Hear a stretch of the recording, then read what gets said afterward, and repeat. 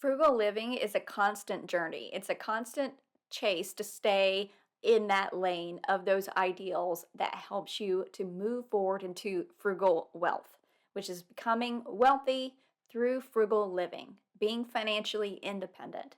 And I truly believe that living frugally can do so, and you can do so in a fulfilled way. I was raised in a frugal household. I briefly abandoned those ideals when I was in my 20s, as most people do. They buck against the norm, well, against what they were raised against, and I went into debt. So obviously that experiment didn't turn out well. Once I had the collector's calling, I quickly realized maybe my family knew a little bit of something about money and how to handle it. In this video, I want to start off by reading a quote by Elise Boulding. Elise was quoted to say, "Frugality is one of the most beautiful and joyful words in the English language, and yet one that we are culturally cut off from understanding and enjoying." Well, here on this channel, we seek to understand and enjoy frugality. So I want to talk today about 6 frugal habits that we can improve upon in 2023. No matter how good you think you might be at them, there's always room for improvement. The best part is we are never perfect, but we can continue to improve every day. The first frugal habit that I believe we can get better at is saying no to ourselves. What does it look like when we don't say no to ourselves? It looks like impulse spending. It looks like borrowing from the future for today's pleasures. It looks like spending a bonus rather than saving and adding it to our emergency fund. I want to reference a survey that I found on finder.com. The article was called "The Problem with Impulse Spending" by Jennifer McDermott, posted January 7th of 2021. This talks about a survey that was done, and 64% of people surveyed say they make an impulse purchase at least one time per month. I believe it probably is higher than that. But the number one reason cited for this is FOMO. If you haven't heard of that, it's fear of missing out, and it came in at well over 50%. There were other reasons, including about 16% of people who just didn't know why they made impulse purchases. And a lot of times it is about self-discipline, about not thinking about the future you. I always kind of attribute it to thinking about how if you're a mom or a parent, you think about your children's future. When we deny them ice cream for dinner or everything they want, we do so to try to raise them into responsible adults. I mean, how many times have you said to yourself, if I had only done this in my 20s? I want to talk about a quote by T.T. Munger that says, "The habit of saving is itself an education. It fosters every virtue, teaches self-denial, cultivates the sense of order, trains the forethought, and so broadens the mind." So how do we get better at saying no to ourselves in 2023? I think it comes down to stop with the if only and recognizing that you are likely to live past your comfortable working and earning years. Be responsible for the future you. Set her up. Make it easier on her because the alternative is no fun. Ask anyone living on a fixed income right now during inflation. It isn't easy. And if we have the opportunity to change that now, then let's take it. Say no to yourself more often and say yes to the future you. Another frugal habit that we can improve upon is tracking our spending. Now, perhaps you already track legitimately every penny and maybe you can't improve upon it, but there likely is more people than not that miss one or two or 100% of their purchases and tracking them. I want to talk about my husband for a moment.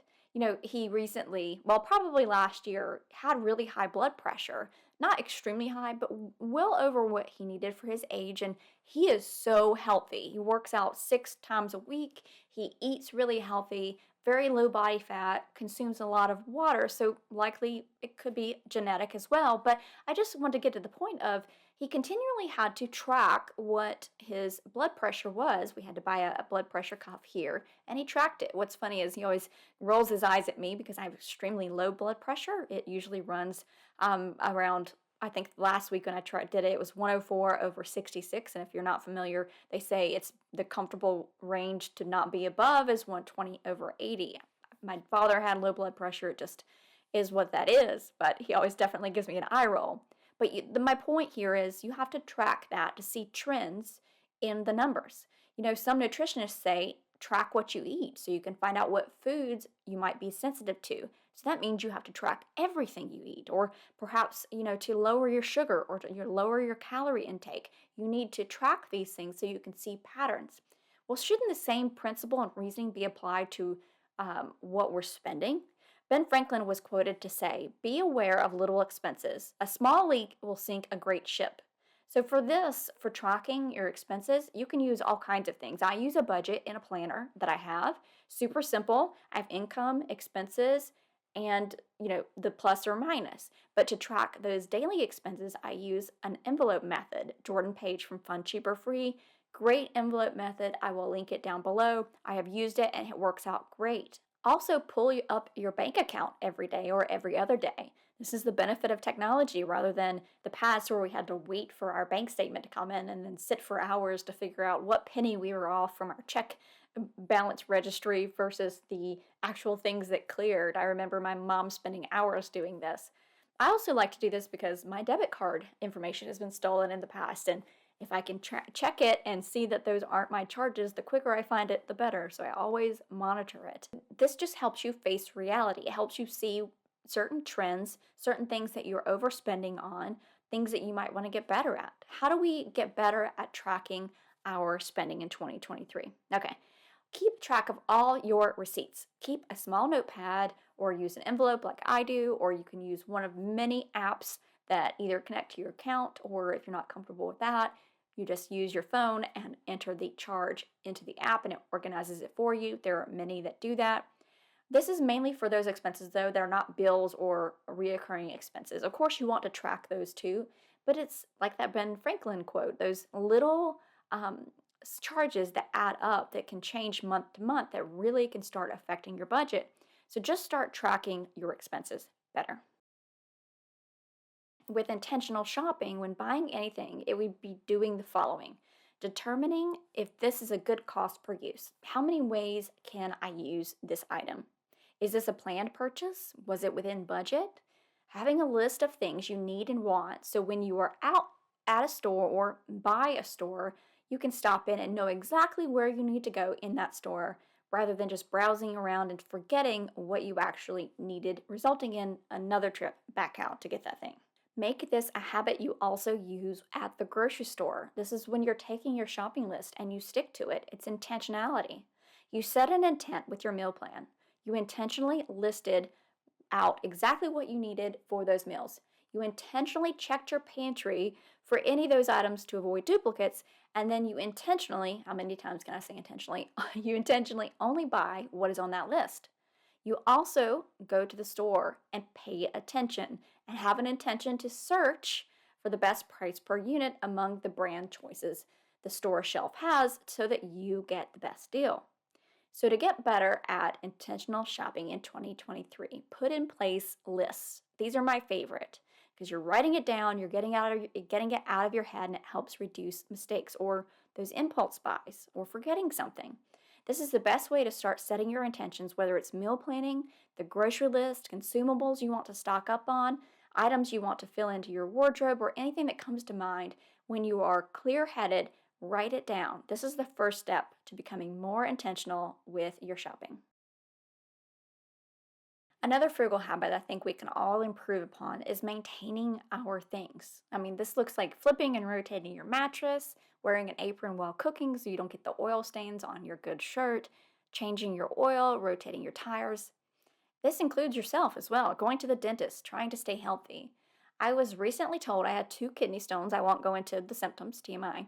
And some of that is genetic. And trust me, these things hurt if you haven't had one. If you have, let me know down in the comments. Yeah, don't be too detailed, but just let me know I'm not alone. But some of this is also the amount of maybe oxalates I was consuming in tea.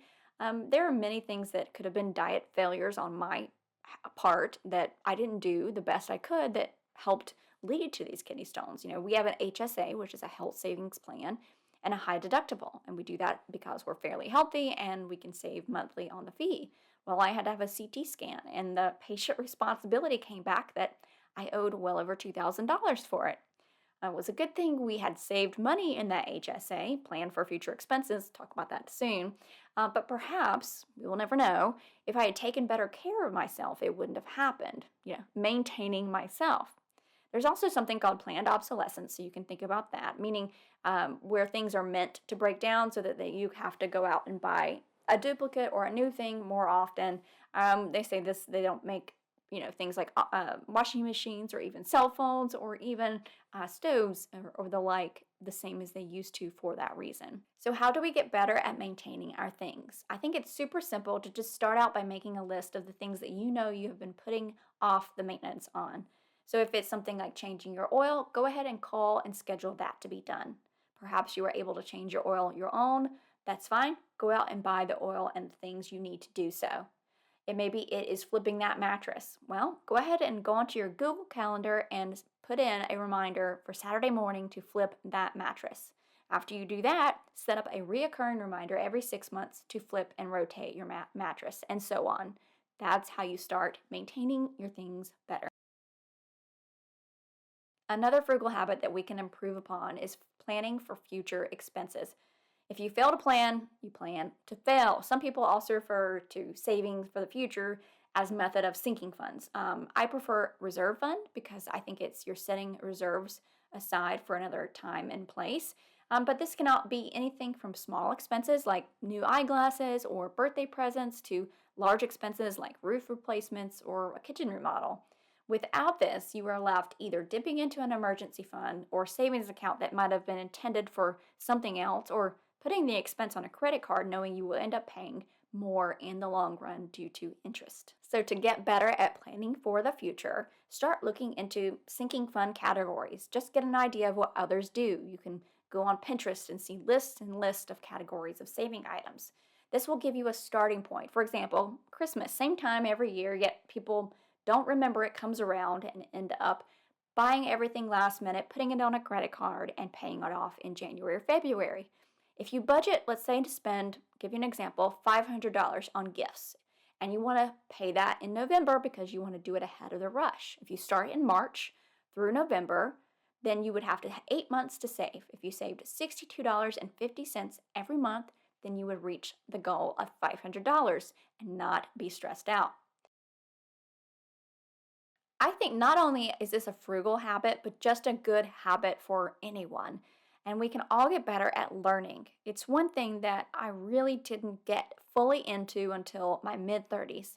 I obviously learned in school and I learned job experience, etc. But learning outside of things that weren't, immediately relevant to me, things of interest. You've probably heard that you become like the five people you spend the most time around. I also believe you become what you consume. I want to quote Jim Rohn, who said, "Formal education will make you a living. Self-education will make you a fortune."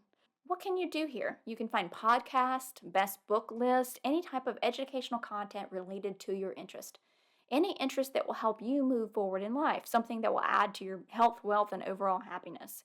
Make sure it is something you're interested in, though, because if you're not, it won't last long. On this same side of learning, you need to eliminate what's not working for you, what's taking up the time that you could be using doing something more fulfilling. So stop following social media accounts, maybe YouTube channels or blogs that make you feel bad about yourself or cause you to be influenced to buy something you wouldn't have even otherwise known existed. Instead, eliminate or reduce down to those accounts that bring you value, that add to your goals. When you talk about getting out of debt or saving for a goal or building wealth, it's not only how much you spend or save, it's also your income. And I think learning will go a long way to help increasing your income, whether or not you're learning a new skill, you're learning an interest that you could have as a side hobby. So how can we go about initiating a bigger drive towards learning? And I think this starts with, taking those Google Notes, which I love, having a list of books that you want to read. So it's easy to find when you are run out and your book is finished and you want a next one, you have a list to go to. So every time one is recommended by a friend or in a podcast, add it to the list. Whenever one of you recommends a book on this channel in the comments below, I add it to my list. I read it, check it out first, make sure I'm interested in it, but I add it to that list. Same thing with YouTube channels and podcasts. You guys have listed a bunch of YouTube channels and podcasts that I checked out and I now consume on a regular basis. That when they're recommended, jot them down on a list because you might not immediately have the chance to check them out. Put them on a list so that the next time you've got some time that you can spend consuming some educational content or content that will help you with your thinking skills around your topic of interest, then you have a ready set list of places to go. This is how we can increase our learning. That is my list of 6 frugal habits that I believe we can continue to grow and get better at over time. Before you leave, check this video out in the corner, or maybe this one if you want to see more content from me. As always, thank you for spending your time with me, and if you're interested in sticking around, click on that subscribe button down below.